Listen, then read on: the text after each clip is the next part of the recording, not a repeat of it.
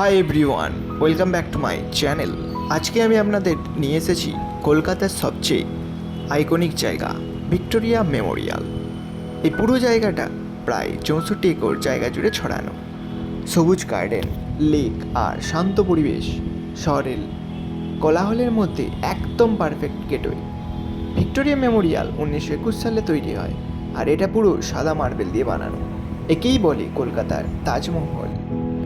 এই টিকিট প্রাইসের যদি আমি কথা বলি, শুধুমাত্র গার্ডেনে ঢুকতে হলে টিকিট লাগবে 20 টাকা, মিউজিয়ামে ঢুকতে চাইলে 30 টাকা, টোটাল আপনাদের 50 টাকার টিকিট কেটে নিতে হবে।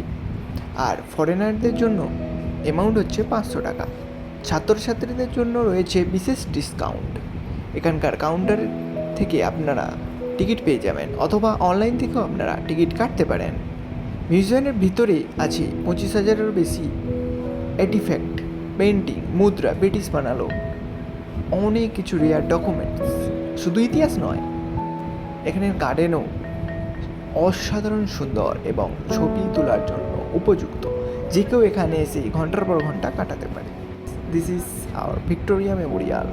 If you ever come to Kolkata, don't forget to visit this historical monument. আর ব্লগ ভালো লাগলে অবশ্যই লাইক, শেয়ার আর সাবস্ক্রাইব করতে ভুলবেন না।